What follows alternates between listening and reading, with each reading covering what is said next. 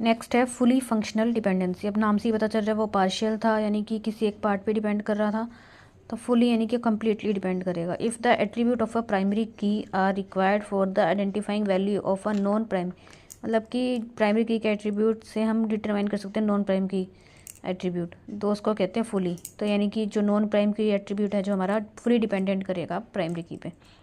And all the non primary attribute are dependent on whole primary key, यानी कि partially नहीं, एक part पे नहीं, पूरी प्राइमरी की पे हमें डिपेंड करेगा। They can not be get defined using only partial part, तो पार्शियल पार्ट पे नहीं, and it is called as fully functional dependency. If the dependency is non partial then it is can be called as the non partial. वही partial नहीं है तो non partial है, तो इसको बोलते हैं फुली फंक्शनल। इसको यानी कि फुली फंक्शनल को हम नॉन पार्शियल डिपेंडेंसी भी बोल सकते हैं। एग्जाम्पल जैसे हमारा रोल नंबर है, सब्जेक्ट आईडी, मार्क्स है। रोल नंबर हमारा दिया हुआ है, तो इसमें हमारी सब्जेक्ट आईडी है। रोल नंबर हमारा प्राइमरी की इकल्ला नहीं बन सकता क्योंकि हमारी डुप्लीकेट वैल्यूज़ है, और सब्जेक्ट आईडी भी हमारी डुप्लीकेट, तो यानी कि इन दोनों को हम मिला देंगे तो हमारा प्राइमरी की बन गया, तो हमारा मार्क्स पता चल जाएंगे, यानी मार्क्स हमारा जो है डिटरमाइन हो जाएंगे।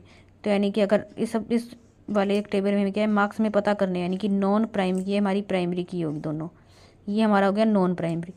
तो नॉन प्राइमरी की हमें पता करनी है, नॉन प्राइम एट्रीब्यूट हमें पता करना है, तो किससे पता चलेगा हमें? रोल नंबर और सब्जेक्ट आईडी, यानी कि प्राइमरी की से।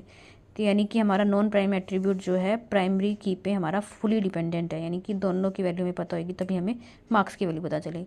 तो ये होती है फुली फंक्शनल डिपेंडेंसी। तो आज की वीडियो में इतना ही। वीडियो अच्छी लगी तो लाइक शेयर एंड सब्सक्राइब जरूर करना। कोई क्वेरी है तो कमेंट में जरूर बताना। Thanks for watching.